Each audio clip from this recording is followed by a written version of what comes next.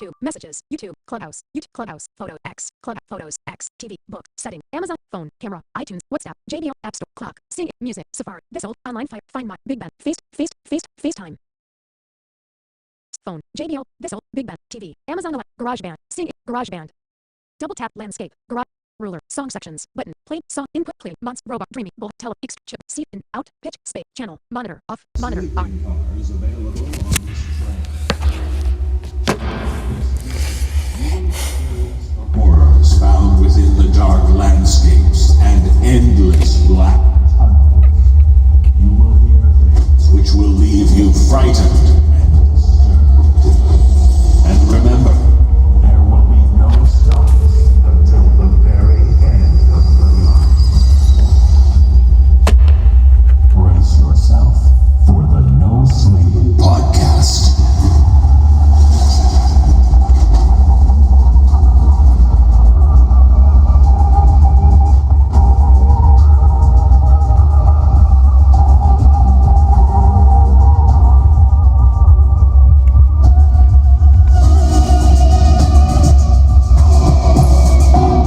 Welcome aboard to the No Sleep Podcast. I'm your conductor, David Cummings. Do you believe in magic in a young girl's heart? How the music can free her whenever it starts? Well, those song lyrics sure sound nice and wholesome. Yes, magic can be seen as a positive and wondrous part of life. But this is the No Sleep Podcast. We're not here for any of that positive, nice, green kind of magic. No, we're here for the black magic of the dark. Yes, the genre has been conjuring up the spells of black magic from its earliest days. In fact, I dare say there have been some tales about evil spells and black magic for as long as we've been telling scary stories around the campfires from well. And it's safe to say more than just campfires are involved when it comes to witches and black magic. History has proven that many people don't like witches who practice the dark arts, so much so that they invited them to campfires of a much more punitive and horrific nature. But nonetheless, in this episode, we'll discover that black magic is still alive and well in our modern world, like the spells that have us trapped on this devilish ghost train. Yes, you can never fully escape the influence and power of those who conjure up malevolent forces against you. All you can do is sit back and try to enjoy the ride. And now, the train is ready to depart. Your journey into the darkness begins now.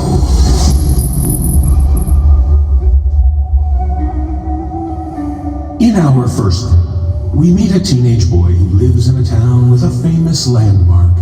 No, not a statue or anything man-made. It's something much more natural.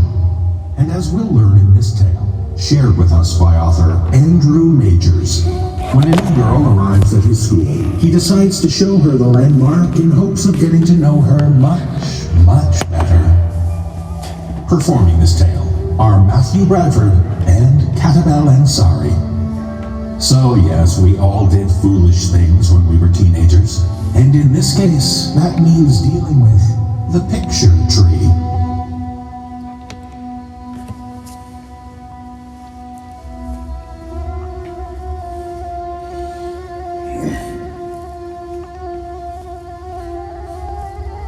My hometown has a picture tree. Stupid name, right? Don't blame me, I didn't coin it. It's what everybody in Blaine called that one old-ass tree you always pointed out to relatives every time you took them to or from the airport. Go south along Route 45 to jump on the interstate, and there it is, sitting atop its own little hill just behind Mr. Acker's field like the centerpiece of some boring Victorian landscape painting. It's been there for God knows how long. Still is, as far as I know. It'll probably remain there forever or until it burns down and wind scatters its ashes over 3 states. It's a normal tree, nothing special about it. Okay, a few things are special about it. Otherwise, apart from the manipulation, violent dismemberments, and other traumatic memories of my teenage years, this essay of mine would make for pretty dull reading. I mean, first, it's big, like redwood big. So tall you have to tilt your head up from the horizon line just to see the top of its crown. And if I remember correctly, the official height was measured at around 75 feet. And the skirt of its lowest branches forms a 20-foot shelter around the trunk, also huge, barely able to be encompassed by 3 fully grown guys chaining their arms together. And it's a landmark for sure, sticking out like a big green thumb when compared to the little rill of forest next to it. Even the bigger oaks with trunks you can't get your arms around by yourself look like ankle biters in comparison. Second, it's the only plant for about 100 feet in every direction. I know that sounds like nothing, but consider, have you ever seen a wild tree without a single blade of grass growing underneath it? Or a little sapling poking up out of the ground? And not even leaves stay for long, decaying into mulch almost the same day when they drop in the fall. The picture tree looks like it has its own little planting ring around it of fallow, almost sterile-looking dirt. But like the roots are so powerful, they immediately suck up any nutrients they can find. My dad called it a freak of nature the first time he took me to see it. I was 5 years old. I stood in the shadow and tried to look up through the branches all the way to the top, but I was so short I could barely make out anything past ground level. It was the first tree I ever saw that wasn't kept up by a landscaping company. Big, old, gnarled, deep-rooted, storm-scarred, and imposing. That's probably not the right word, even if it fits from a 5-year-old's perspective, but the only other one I can think of is monstrous. And that doesn't fit at all, even after what happened. I mean, this isn't a story about evil dead trees, so get that out of your mind right now. It was potent, I guess. Yeah, that's a good word. Something in that tree is potent, alive even. In a greater sense than xylem, phloem, photosynthesis, and the carbon cycle. I was still tumbling that potency over in my mind when Dad showed me the goofy, big-butted caricature he made of Mom on a big space of bark just above the 3rd rough level of branches and back. That made me laugh, and it still does, which is good. I don't laugh much anymore when I think of Mom or Dad, or Blaine. Oh yeah, third thing. You're gonna love this. It's called the picture tree because when I was a kid, anybody who pulled over, jumped the fence, and walked across Acres Field could draw anything they wanted on it. And seriously, the picture tree used to be Blaine's unofficial graffiti spot, to the eternal gratitude of the business district, city hall, and the town library. There was nothing anyone could do to stop it. Nobody owned the thing. Technically speaking, it wasn't on Acres or the Forest Service's land thanks to a little legal snafu dating back to the 1860s, when the surveyor or alderman or whoever okayed the town plan forgot to include the little sliver of hill that it stands on. It's been in legal limbo for over 1.5 centuries now, and unless a team of lawyers wants to step in and clear the matter up, unlikely since the tree's now part of a government research outpost embedded in the late Mr. Hacker's field, it'll stay that way. Weird world, I guess. And the people of Blaine took full advantage of the weirdness. By the time I was 17, that tree was slathered in doodles, sketches, and murals from crown to trunk. Saturated, more like. Even in places you couldn't reach without a climbing harness. Most of them carved years or even decades apart. Some big enough you could make them out from the highway. A few local companies had even tried putting their ads on it before the outcry made them deaf. Nobody knows for sure when the whole thing started, or who started it. My money is on some flower child back in the 60s, or maybe 2 sweethearts a generation earlier who wanted to carve their initials somewhere to immortalize a love that probably only lasted a few months. It might be a lot older than that, but I'm not sure. I checked the town archives and there's no mention of the tree until 1935 when the logging industry tried moving in. Oh, and another weird Blaine factoid. For whatever reason, they couldn't hack it. The biggest operation lasted about a year or two along the same forest line the tree's on before it declared bankruptcy and pulled out. Depression-era financial woes? Probably. But after everything that's happened, I can't help but consider other possibilities. Most people in Blaine adored the tree. I was ambivalent. Not some edgy teenage, I'm outside your system man way. It just didn't grab me like it seemed to grab everybody else. Sure, it was nice having a small-town curiosity that wasn't another Indian massacre or senseless hate crime. And the Blaine High Doodlers, despite or perhaps of their moniker, were a damn good basketball team. But for whatever reason, the hubbub around the tree just seemed a bit obsessive. Almost everybody in town had scribbled something on it. Both my parents did, and a good number of the adults in my life, too. including Principal Howard. That guy hated everything funny. I knew at least one person in every class I had from kindergarten up who'd gone out to carve something on the tree, even if it was just the word ass in big death metal letters. You had guys talking about carving the names of chicks they'd done it with in the upper branches, old men reminiscing about the blood oaths they'd signed with their buddies on the back of the truck before going off to war, and even a few tourists passing through had made the little cutesy chicken scratches on some of the roots. The tree was like a tattooed Yggdrasil, and its roots in Blaine went deep. For whatever reason, those roots never wound their way around Blaine. No reason for it. Like the man sang, I never cared much. Until I met Catherine. Remember that love only lasted a few months thing I talked about earlier? Well, mine lasted about a year and a half. And the only reason it happened was because I was outside the protective umbrella of the tree. I was never a total outcast in Blaine. Despite having two parents born and raised in town, I was no townie. Apart from basketball for the doodlers and some occasional extracurricular activities, nursing home duty, helping out the local food bank, I had no real rapport with anybody and next to no social life. My only close friends were Derek Menninger, who moved away when I was 9, and Peter Langley, who started to hang with a different crowd, the picture crowd, let's say, by the time we entered middle school.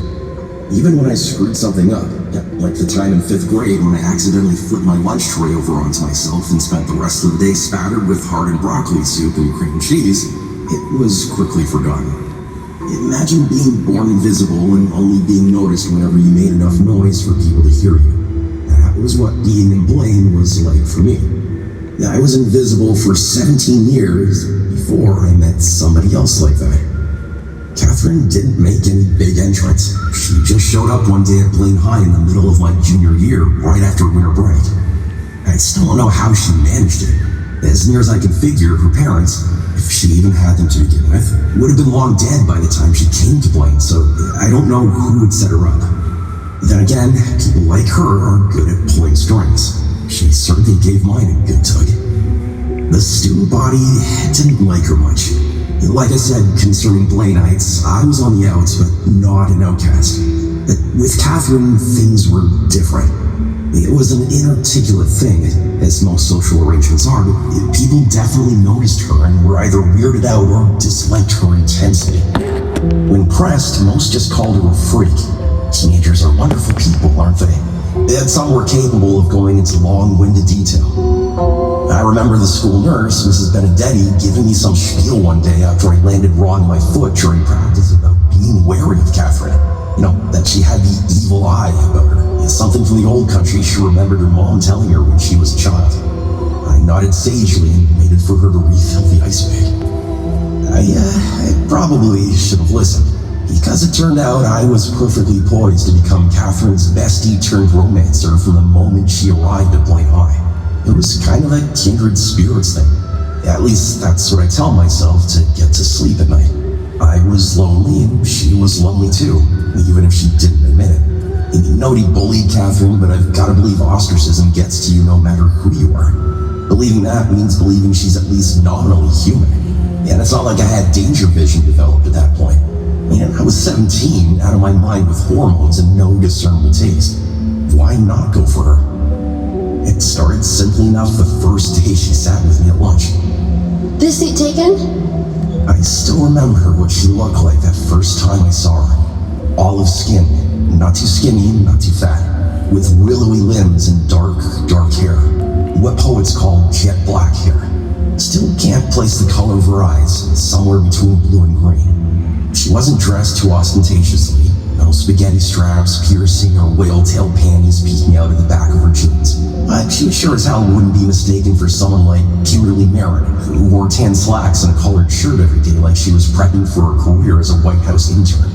Catherine wore a dark green jacket over a light blue t-shirt, almost pristine jeans, a rarity for my time, and a little black skull cap, like a yarmulke, but fuzzy. I was so surprised I didn't answer back right away. What finally came out was, yeah, right there. I didn't point at an empty seat next to me, thank goodness, but it was implied. She smiled. Catherine's smile was warm and inviting, and really made me nervous, even from the start. It was like you knew she was planning something, but not too sure how it would go for you. Thanks. Without ceremony, she slid onto the bench beside me. It was as simple as that. It turned out we shared a class, chemistry, with Mr. Martinson. So one day I asked for her help on a stoichiometry problem, which turned into study dates during free period. I started walking with her to the little rental shacks on the outskirts of town, Blaine's equivalent of the projects, a place where people my mother called transients lived. I never saw or met her parents. Catherine told me they worked weird hours and got home late.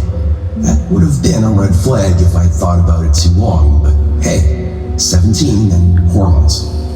I can't remember when we started dating, but it was before summer break started. It seemed natural. I figured we could have a thing, maybe some good times we'd fondly remember.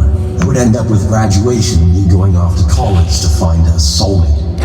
Turns out, dating Catherine would be the first and biggest mistake of my young life. Catherine was a witch. Stop laughing, I'm dead serious. She practiced something that superficially resembled Wicca. Maybe some kind of old rite thing or whatever it is. It's real. I didn't think anything of that red flag either, since religious beliefs were not a topic of discussion at my house. My mom was Catholic and my dad was Methodist, so they compromised by raising me nothing. But it was kind of cool. She showed me a few basic rituals that dealt in crystals and some weird spells you wrote with your offhand. Freaked the rest of the kids out, which for me was a bonus. Being the center of attention is pretty nice when most of the time people barely register you exist. Look, I already told you this relationship was doomed from the start. Catherine and I were only boyfriend and girlfriend for the year and a half she stayed with Blaine. I emphasized boyfriend and girlfriend because it was painfully obvious in retrospect what she was after. She was scoping the place out, probing for weaknesses, and when she couldn't find an in with anybody else, she found a sucker. I was her tour guide to the inner workings of Blaine. And to this day, I still don't know why everyone else circled the wagons, but my guess is the tree had something to do with it. It was protecting the town like a white blood cell protects a body from disease. I also don't know why Catherine chose to mess with the tree. Maybe she was just looking for something important she could break or help for some fun. Pretty fucked up fun if you ask me, based on how it turned out, but I could relate at that age. I'm still raw over one of the few bullying incidents in my life. Back in middle school, 3 guys from the football team cornered me and strapped me with cargo ties to a lamppost behind the bleachers. It took me 3 fucking hours to get down by myself. I told that to Catherine, naively expecting sympathy, but she laughed. Maybe she genuinely thought it was funny. Maybe she thought they were funny. I didn't ask, and I didn't plan to if or when I see her again. Even now, I've scratched over the lines on this page 3 times trying to get it down. She just used me. Like I was a patsy. Yeah, I was. I totally was. God damn, Catherine. Okay, focus. So, it was late August, going to my senior year, when Catherine asked about the picture tree. I told her everything I knew, and when I finished, her eyes, well, you hear people using the expression, lit up. I swear with Catherine, it happened literally. It was like they had a flashlight behind them for a fraction of a second.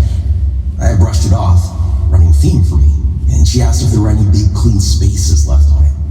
I told her I didn't know, and she frowned, a rarity with Catherine, and she was a smiler, and told me to take her to it. Of course I did. I hadn't gotten laid yet, so what else could I do? We went around sunset. I can't remember the exact date, probably 2 weeks or so before school reopened. Nobody else was at the tree. The red sun had morphed it into a giant, twisted, prong-armed black sentinel standing guard over its little patch of forest. It was the first time I'd ever been out to it by my own accord. Up until then, I'd never realized just how imposing the thing was. Yeah, turns out that's the right word. It was like a bouncer, a guardian, big and brawny, keeping watch over the little town of Blaine and its good people for reasons entirely its own. Catherine was totally serious as we walked around the tree, another novel emotion, like she was a scientist probing a new specimen. She was reluctant to approach at first, a little afraid even, but after a few minutes she passed within a dirt circle and began muttering, running her hands over the squinting to see the smaller and older ones underneath. When I tried to speak, she shushed me.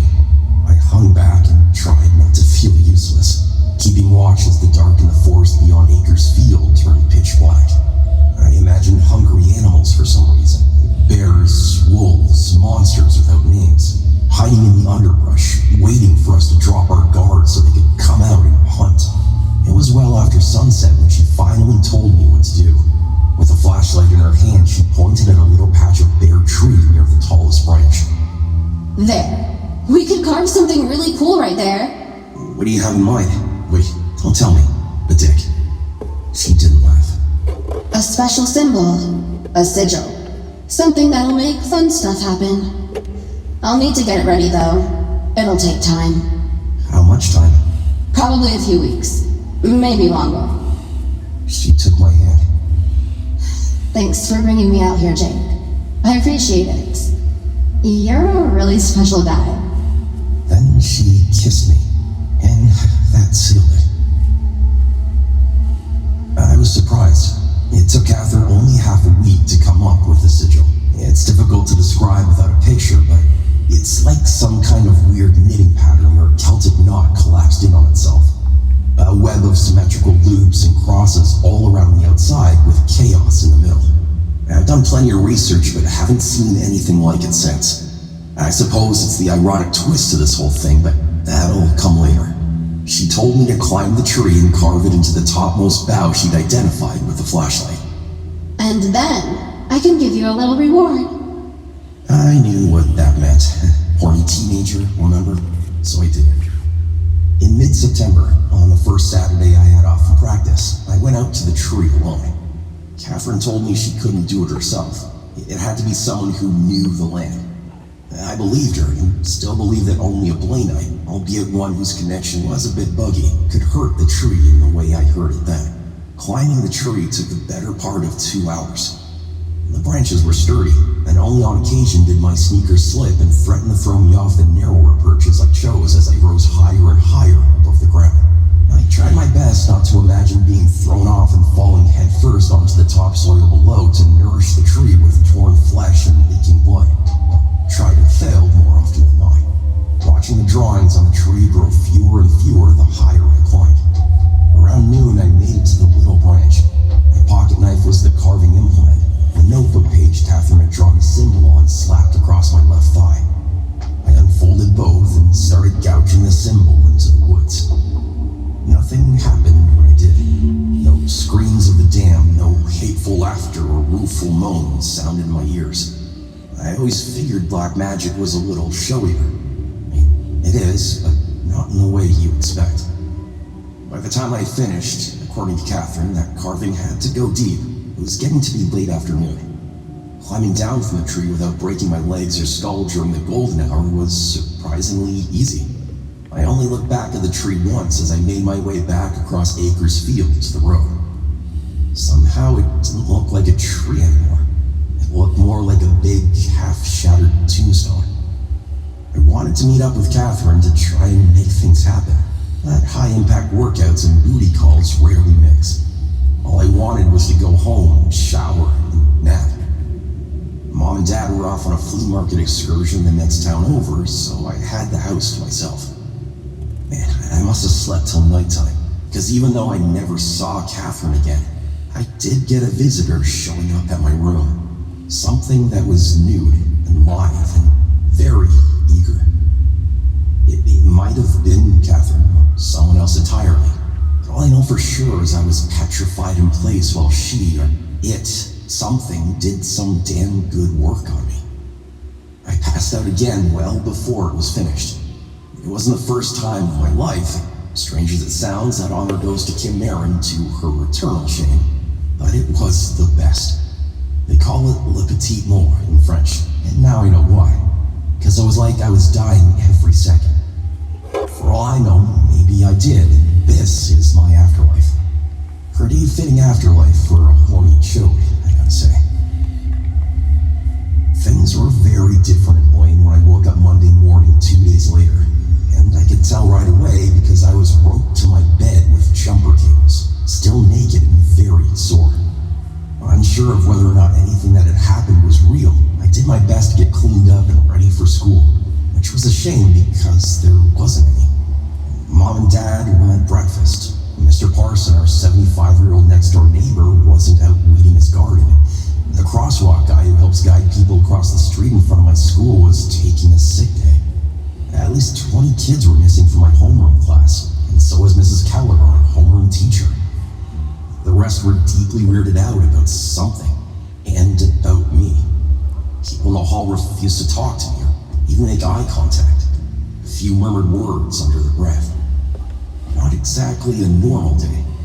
And then the cops came. They were deputies for the county sheriff, and they walked me out of school and put me in the back of the town's only cruiser. The precinct was near the interstate, so on the way there we passed by the picture tree. Except now it was covered by Paul Bunyan's beach towel, a blue tarp that hid the whole trunk. But they couldn't cover the branches or the field, and both were stained or soaked more like with red, and blue, and green, and orange and yellow, and black, and every other hue imaginable. An entire rainbow's worth of color flooded down onto it in a delta straight out from the roots. I got the worst two surprises of my life at the sheriff's office. The first was a government parapsych officer telling me I was now in their custody. They asked a battery of questions more confusing than the SATs about who I'd been seeing, what she'd asked for, what I did, and other embarrassing stuff about our intimacy. And when that was over, I got the truth. Not the whole thing. I still haven't seen pictures, and I don't want it, because the carefully worded governmentese they used to maintain my sanity was enough to give me nightmares. Long story short, a lot of people I knew were in serious hurt, my parents included. 90% of blame. Almost everyone in town who'd drawn something on the picture tree had become affixed to its surface, twisted around and melded to it as if they were made of warm rubber. And more than 2/3 were still alive. They occupied the exact spots on the bark where they had made their marks. Naturally, that meant most people were lumped together, commingling in fleshy demolition derbies of pain and suffering. The colors I had seen in the field were part of some magical discharge epiphenomenon, a release of human spiritual byproduct coupled with whatever was inside the tree. Tears in my eyes, breath hitching, I asked if they had Catherine in custody. They said no, and that she was gone. Before skipping town, she had carved her own message on the wall of her now vacated apartment.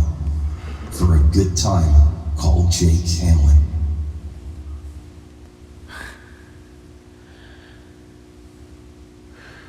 I'm no longer Jake Hamlin. I no longer live in Blaine, or California for that matter.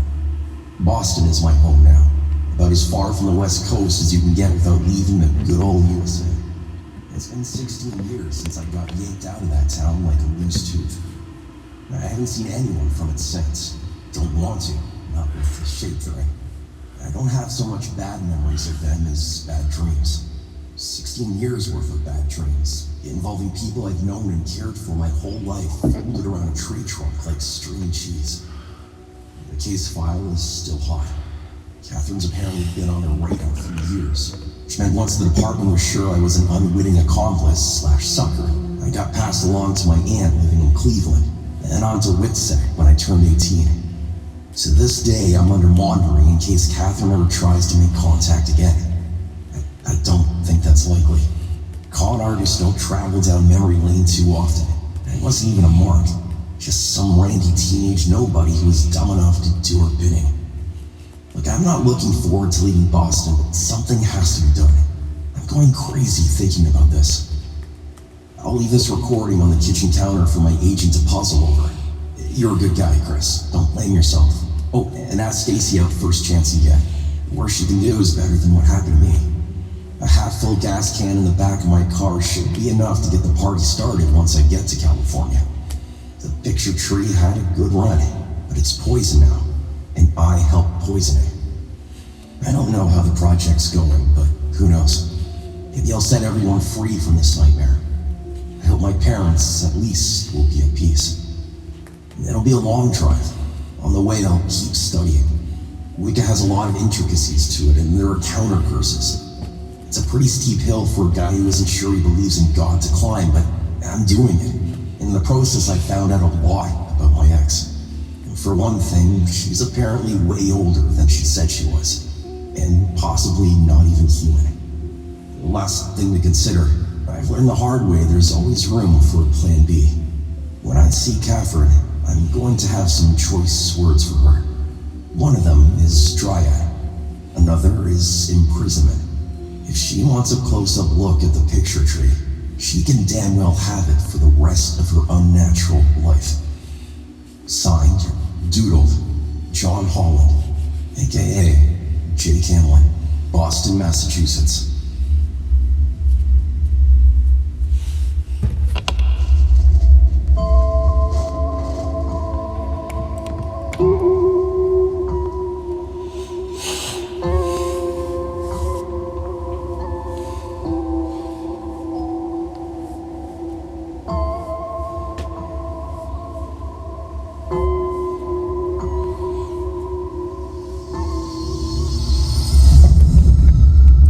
It's not the tree, it's just a quick word from our sponsor.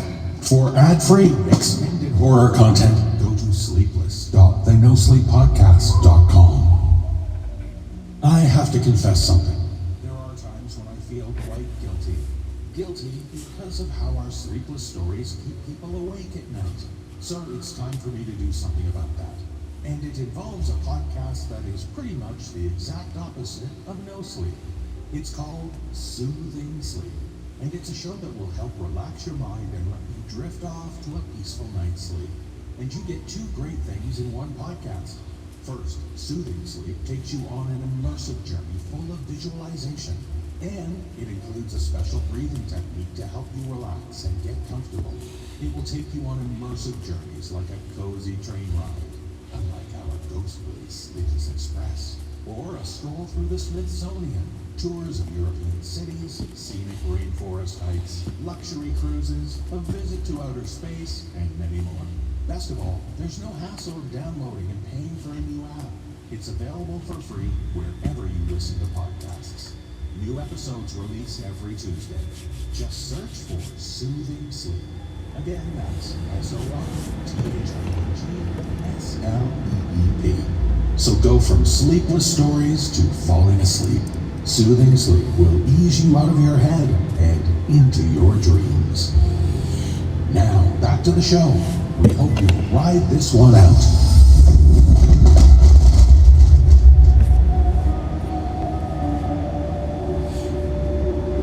If you live in a city big enough, you likely have used a car service at least once. Whether it's the good old taxi cabs or the Ubers and Lyfts of the world, you know what it's like to have a car pick you up and take you to your destination. If you're lucky, it's a safe and uneventful ride. But in this tale, shared with us by author Ash Phoenix, we meet a driver who has a dire warning for his fellow drivers. It involves a passenger you should avoid at all costs. Performing this tale are Andy Cresswell, Jake Benson, James Cleveland, and David Alt. So remember to rate your driver kindly and fairly. The worst thing you can do is give 1 star.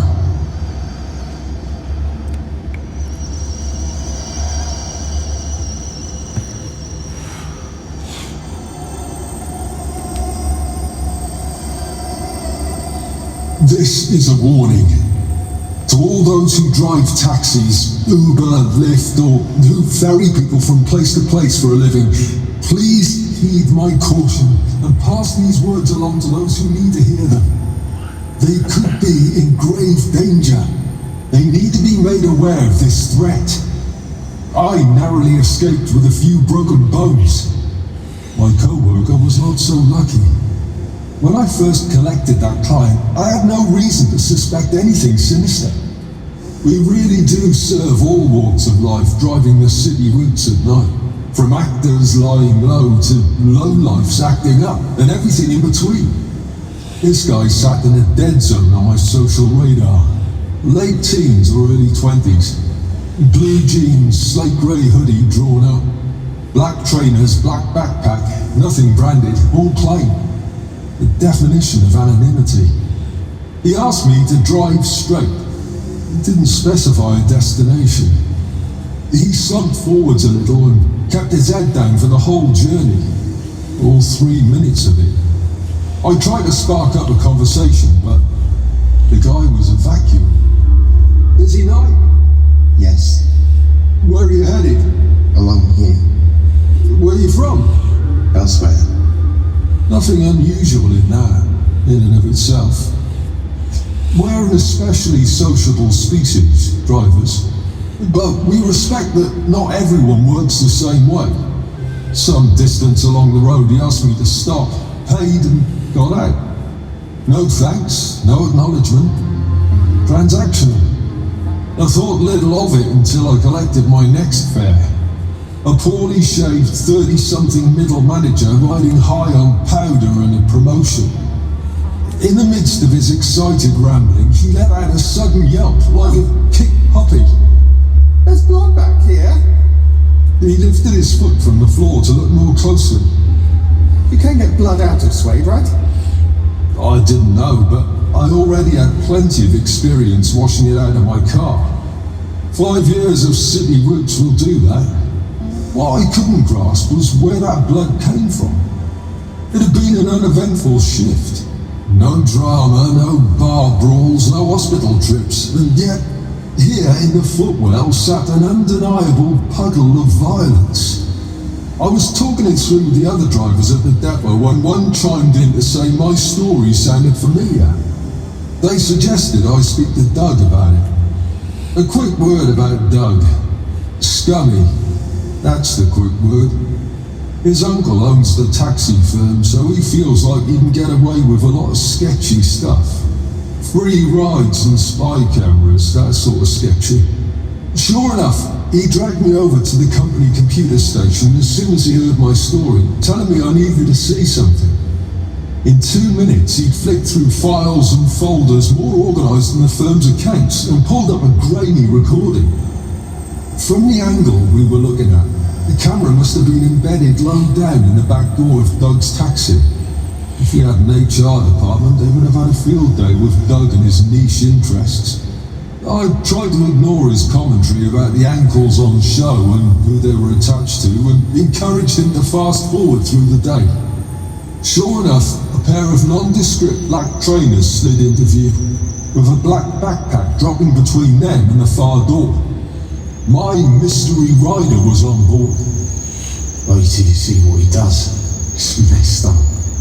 The passenger reached into his backpack with a gloved hand as the car started to move.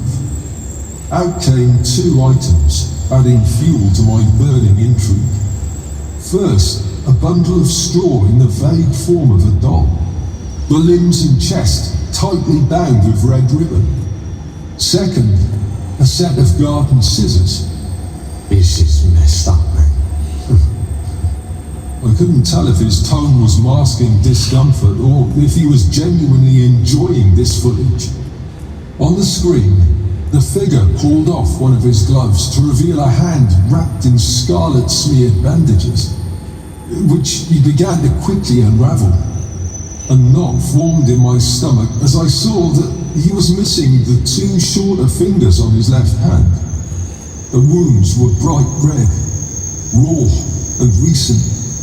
The doll was dropped into the footwell, and he held his stumps over it. Steady-handed, he slipped the blades of the garden scissors around the base of his middle finger and closed them. He directed the ensuing flow of blood directly over the store doll. I don't know how long my hand had been clamped around my mouth for. Doug was watching me with gritted teeth as he stopped the video. We stayed silent for a while, soaking in the horror of this experience. My skin felt ready to crawl off my shoulders. After what felt like an hour, I picked up the company phone. The police didn't want to know. All they offered was a welfare check, but with no identifying features and no way of figuring out this guy's address, the idea was quickly dropped. Let us know if anything else happens, he said. A token gesture. In reality, we were on our own with this. I called around every taxi firm operating in the local area. Someone else must have seen him. He'd clearly removed 2 of his fingers before getting into Doug's car to take the 3rd and a 4th in mine. The message was passed around.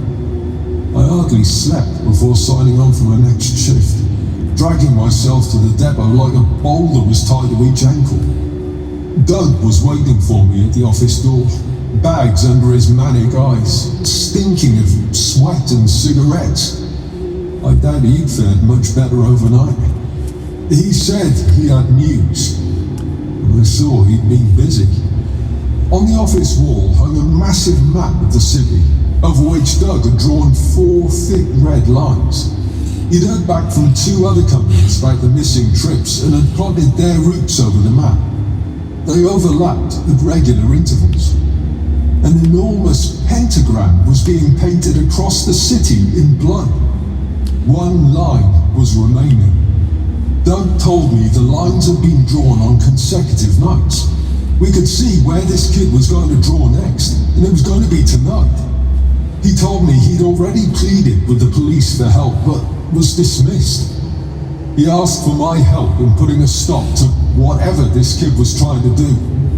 Truth be told, I had no idea what was going on. Some sort of ritual? An art project? Political activism? Regardless, it felt wrong. It felt sinister. And we were the only people in a position to do anything about it. We had to move quickly. We left without even discussing a plan. I radioed the rest of our working drivers and called every other company in the area while Doug drove us to the start of the 5th line. We scanned the street for any sign of our mystery man. Chances were he was going to be wearing the same getup, dark and anonymous, hood raised, with that black rucksack. It was a busy part of the city at that time of night. Bars were taken in and turning out in equal measure. The traffic flow was a steady river, pedestrians weaving through like spawning salmon fighting a current, either blinkered by a haze of booze and drugs or keeping their heads down for fear of being noticed by the first group. Still, it barely took 5 minutes to spot him. Doug was out of the cab and darting between cars before I'd undone my seatbelt. He wasn't subtle in his approach, and the kid took off with a sprint. I barged my way past pedestrians, trying to keep them both in sight. Maybe it was the blood loss, but the kid didn't have much of a lead. They disappeared into an alley between 2 shops closed for the night. My phone was ringing as I rounded the corner after them. Doug was looming over the kid, his fists clenched. The kid was on the floor, his nose bloody, feebly scrambling away from his assailant between 2 industrial bins. Doug took another step. I shouted his name to stop him in his tracks. He looked back over his shoulder at me, adrenaline knotting his features into a furious snarl. I held up a hand, signaling for him to hold off as I took the call. The kid wasn't going anywhere. It was another driver on the phone, working for a different company. They'd been given my number by their boss, who told them to keep an eye out for our sinister passenger. They'd found him. They'd dropped him off a few minutes ago, after a wordless, straight-line journey. They found blood in the footwell. My words caught in my throat. We had been waiting on the wrong side of the line. The massive blood-painted star sigil had already been completed. I didn't know what that meant, but I felt a deep and primal fear grip my stomach. Behind Doug, the kid was reaching into his bag with his good hand, muttering something unintelligible. He pulled out that scarlet-stained straw doll and threw it across the floor. It landed at Doug's feet. I've been telling myself that what happened next only took a few seconds. I've been telling myself that freezing in the face of danger is a natural response. I could have rushed to help Doug. I could have ran to seek help. I didn't. I froze. Maybe I was struggling to make sense of what I was watching. Maybe I was watching my whole understanding of the world unravel. The flailing threads bearing a darker and more intangible reality than the design they first presented. The straw doll reached up and grabbed Doug's ankle. Its little fist was growing, its grip clearly tightening as Doug let out a stream of shrill profanity. It stood, its shoulders rising to the height of Doug's and beyond. It lifted its massive arm, holding Doug aloft by his ankle, his head and flailing arms fully twice his own height above the concrete. Still, the thing was swelling, the bulk of its straw shoulders trying the limits of the alleyway. The kid was clinging to this creature's back as it expanded, whispering at the side of its head. It looked like it was feeding off his words, taking nourishment. Doug's panicked shouts gave way to a wild shriek of a scream as the thing took hold of his other leg, pulling them apart with a steady, deliberate motion. Doug's torso gave way like torn tissue paper, offering little resistance to this creature's immense strength. Vain spasms of life shook his two halves, their jagged splits spilling crimson and yellow. Warm blood splashed my face from the impact of his organs on the concrete. I stared aghast at this blood-stained colossus of straw and its hooded rider. My feet were anchored to the floor, but the legs of this giant were not so shackled. I watched transfixed as it raised an enormous limb of straw and brought it down upon me, as if crushing a bug underfoot.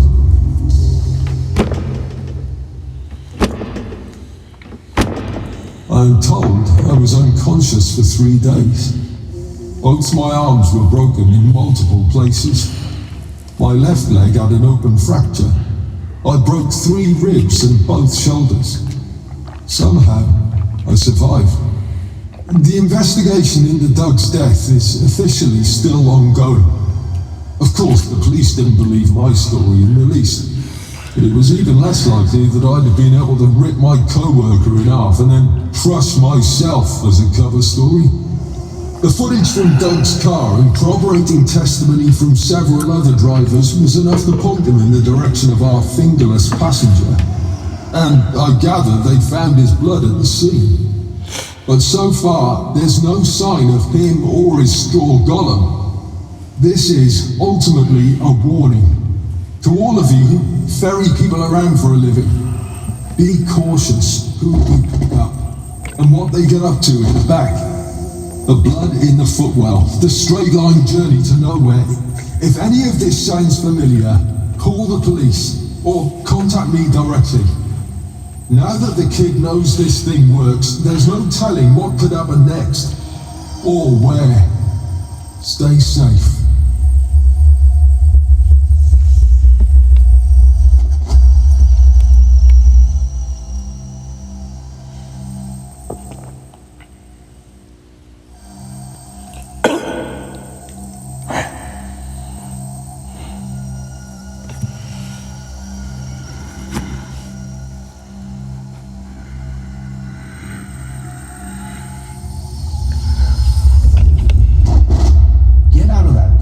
Check out this word from our sponsor.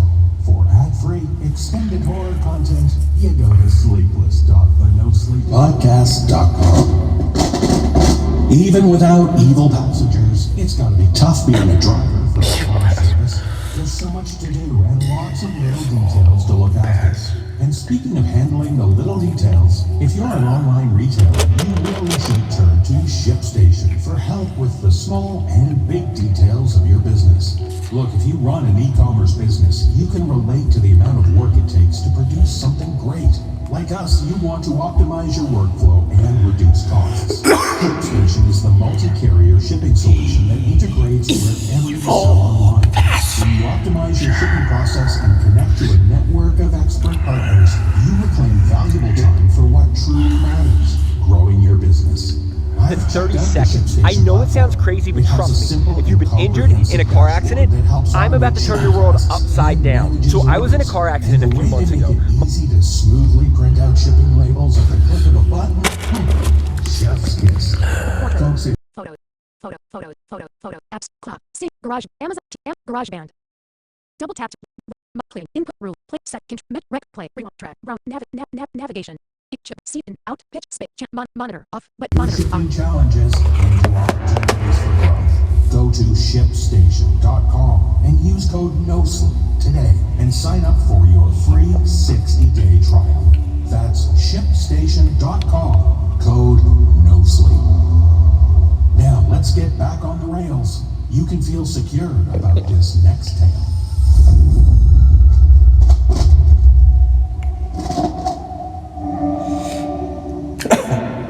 These days, technology has done a lot to make us feel safe and secure in our own homes. Cameras in our doorbells, our homes wired for intruders, all manner of devices to keep the bad guys away. But in this tale, shared with us by author K.G. Lewis, we meet a couple testing out a new security system. And it's safe to say that this service uses more than technology to protect them. Performing this tale with me are Mary Murphy, Kyle Akers, Atticus Jackson, David Alt, Aaron Lillis, Graham Rowett, and Jeff Clement. So understand that security means it's both the bad guys and yourself who are under surveillance.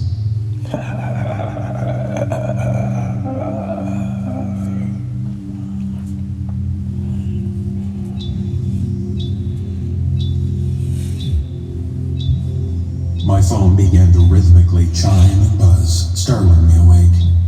I picked it up from the nightstand and had to wait for my eyes to adjust to the brightness of the screen before I could figure out why it was making all that racket. 2 words, written in flashing red letters, scrolled across the screen of my phone. Intruder alert, intruder alert, intruder alert.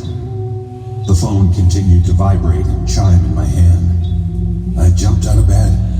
This is really happening. What's going on? My wife, Elodie, rolled over from the other side of the bed. The phone had woken her up, too. Someone's trying to break into the house. I showed her the message flashing on the screen of my phone. What? She propped herself up on her elbow and stared at me. Why aren't you calling the police? We signed a contract, remember? Shortly after we moved into the neighborhood, Elodie and I were approached by a new home security company, asking us if we'd be willing to help them test out their new security systems. If we did, they'd pay us $100,000, and we'd only have to use the system for a year. It seemed like easy money, so we agreed. If we want that money... I opened the drawer in my nightstand, searching for the card the security company had given us. We have to follow the protocols they gave us. Once I found the laminated card, I pulled it out and examined it. On the back of it was the company logo, Chimera Systems, along with their phone number. On the front was a magnetic strip with the following instructions. In the event of an intruder alert, proceed to the safe room. Below that was the following series of numbers. 3733366. Let's go, I said to Elodie, carrying the card over to the swipe pad that had been mounted on the bedroom wall. This better work. The first time I had tried to use the card, which was the day after they'd installed the system, it didn't register. When I contacted Chimera Systems customer support line, I was told that the swipe pad only works when there is an active intruder alert. I argued with them about how stupid that was, and they responded by reminding me that I had signed a contract to abide by the system's parameters, and that if I no longer wished to do that, they would gladly remove it and find someone else that would. Not wanting to lose out on that $100,000 payday, I quickly shut my mouth. There was a little red light on the swipe pad. As soon as I swiped the card through it, there was a beep, and then the light turned green. Right after, the door to the safe room, which was made to look like part of the bedroom wall, popped open. Once the door swung open, a signal must have been sent to my phone because it stopped broadcasting the intruder alert. The absence of the alarm made the room eerily quiet all of a sudden. I motioned for Elodie to enter the safe room before me and then followed her, shutting the door behind me. I had been assured by the security company that the likelihood of an intruder finding the hidden door was slim, but if they did, there was little they could do to open it. What's all this? Elodie motioned at the bank of monitors on the wall of the safe room, each one showing a live video feed of a different room in our home. Did you know they put cameras in our house? No, I didn't. And I wasn't concerned about that at the moment. I was more concerned with the 3 men I saw pictured in the bottom right screen. That's the basement, right? I pointed at the monitor. Looks like it. The 3 men must have come in through the bulkhead door on the side of the house. What's up with that guy? Elodie leaned in close to the monitor showing the basement. 2 of the 3 men were on the basement stairs, making their way up to the kitchen, while the 3rd guy was just standing there in the corner of the room, staring up at the camera with a smirk on his face. Yeah, there's something different about him. I leaned in next to her so I could see better. It looks like he's wearing a robe. She wasn't referring to a bathrobe. She was talking about the kind of robe monks would wear. The other 2 guys, who had made their way into the kitchen, were wearing hoodies and jeans. My phone rang, causing Elodie to jump back and yell. Jesus Christ, that scared the shit out of me. It's the security company. I showed her the caller ID. Answer it. I swiped my finger across the screen to accept the call. Hello? Hello, Mr. Hale. My name is Brian. I'm a support agent with Chimera Systems. I'm calling you because your intruder alert system has been activated. Since this is the first time that's happened, I'm going to walk you through the operation of your system. But first I need to ask you a couple questions. Okay. Are the intruders still in the house? I looked at the monitors and watched as the 2 men left the kitchen and entered the living room. Yes, they are. How many intruders are there? 3. 2 in the living room and 1 down in the basement. I looked at the basement monitor briefly to see if the 3rd man was still standing there, staring at the camera. He was. That thing in your basement is not an intruder. Thing? What thing? The robed figure you're seeing is your security system. I didn't know how to respond to that. Are you still there, Mr. Hale? Yeah, I am here. How can he be the security system? I'm afraid I can't give you any more details than I already have. The rest is proprietary information. Proprietary information? I wanted to know who that person was and what they were doing in my house. I opened my mouth to protest, but Brian stopped me before I could get a word out. I know you have a lot of questions, Mr. Hale, but you signed a contract. If you don't want to be in breach of that contract, we need to proceed with the activation of your system. I took a deep breath and exhaled. Fine. Is there anyone else in the house besides the intruders? Just my wife and me. Is she in a safe room with you? Yes. Any pets? We don't have any pets. Then we are ready to proceed to the next step. Do you see the tablet? Yeah, I see it. There was a narrow desk pushed up against the wall beneath the monitors. Lying on it, plugged in and charging, was a tablet.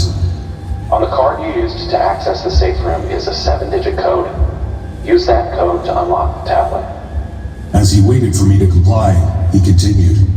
If you can't get the tablet to work, I can show you how to access the system with your smartphone. I tapped the screen of the tablet, waking it up, and then did as he instructed. Okay, it's unlocked. On the upper left hand of the screen should be a system status icon. The icon should show that the surveillance system is active. Yeah, it does. I need you to toggle the status so that it is inactive. Won't that turn off the cameras? It will. And then your security system will be armed. Megatron, here is your reminder. Everything will be okay. Megatron, here is your reminder. Everything will be okay.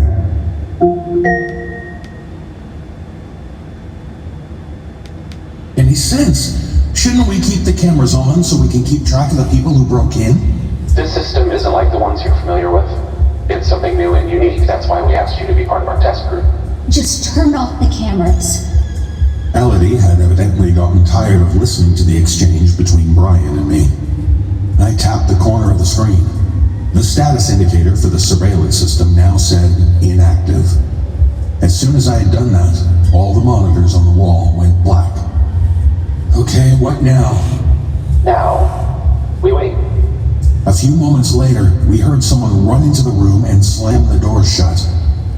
They're in our bedroom. Something suddenly banged against the wall, startling the two of us. Please, don't hurt me. There was no reply. I'll leave. The rest of what he was going to say became one long, choking gasp.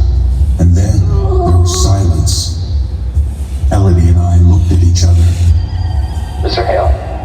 Brian's voice sounded far away. Mr. Hale. I looked down at the phone. Mr. Hale. I lifted the phone to my ear. Yeah, I'm here. I just got the all-clear notification. You may turn the cameras back on.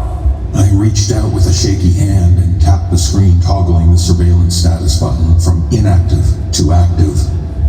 The monitors came back online. Elodie yelped and pointed at one of the screens. He's in our bedroom. The two of us stared at the monitor and watched as the robed figure turned to face the camera. The intruders are gone. You can leave the safe room now. What? No, we are not going anywhere with that thing out there. That's what Brian had called it. A thing, not a man. You're perfectly safe. The security system cannot harm you as long as the surveillance system is active. When I didn't respond, he said, It's been in your house for the past 6 months and nothing has happened to you. You have my assurance no harm will come to you or your wife. What is it?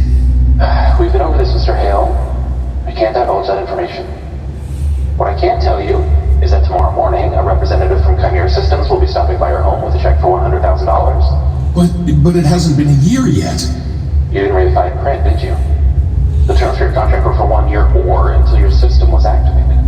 Since the system was just activated, you fulfilled the terms of the contract. Really? Really. And if you'd like, we can remove the system from your home if it makes you uncomfortable. Just keep in mind that the non-disclosure agreement you signed means you're barred from ever discussing the system with anyone outside the company. I'm okay with that. I had already made up my mind to get rid of the system ASAP. Is it safe to go out? He said it's safe as long as the surveillance system is on. I nodded toward the monitors. Well then, let's go. I'm starting to feel claustrophobic in here. Are you sure it's okay to leave the safe room? I asked Brian while looking at the robed figure on the monitor. I'm positive. If you like, I can stay on the line while you check for yourself. How would I do that? You said the security system is in your bedroom, right? Open the safe room door and take a look around. If you can't see the system, then you're in the clear. I walked over to the safe room door and eased it open far enough to peek out. The bedroom was completely empty. Where'd the intruder go? Something had happened to him while he was in our room. Elodie and I heard it, but I didn't see any evidence that he was ever there. I stepped back and looked at the monitors, checking all the camera feeds. The intruders were nowhere to be found. Maybe they left. What happened to them? Intruders? They're gone. That's all I can tell you, and that's all you need to know. What if they come back? They won't. I guarantee it. I had a million questions I wanted to ask him, but I knew he wasn't going to answer any of them in any meaningful way, so I kept them to myself. If there's nothing else I can do to help you, I'm going to let you go now. Should you find that you need further assistance, you can reach us at the number on the front of your access card. He hung up before I could respond. I took a step out into the bedroom and waited to see if anything would happen. When nothing did, I took another step, and then another, until I was standing in the middle of the room. I called out to Elodie. It's okay. You can come out now. When she didn't appear in the doorway, I called out again. There was still no response from her. Elodie? I started to walk towards the safe room door, only to have it slammed in my face. Open the door, Elodie! I slapped the wall with the flat of my hand.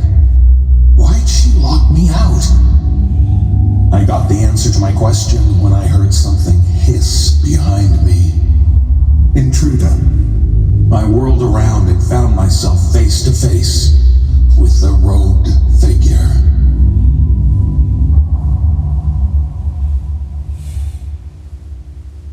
The representative from Chimera Systems pulled a check out of his briefcase and slid it across the table towards Elodie. $150,000? She was surprised to see the amount. She was only expecting a check for $100,000. The extra $50,000 is a bonus from our quality control team for bringing to light a flaw in our system. The representative closed his briefcase. A technician stepped into the room and nodded to him. We're all done here. After what Mrs. Hale had done to her husband, the executives of Chimera Systems had decided to pull the plug on the current testing cycle so that a resident recognition program could be installed to the surveillance system, preventing it from being disabled if one of the residents was outside of the safe room. The representative stood, picking up his briefcase in the process. We'll show ourselves out. That's it? Elodie got to her feet. She'd expected some kind of punishment for what she'd done to her husband, not a reward. That's it, provided you stick to the script. He pointed at the document on the table in front of her, inside of which was a detailed story concocted by Chimera Systems' loss prevention team, explaining the disappearance of her husband. Elodie picked up the check and smiled.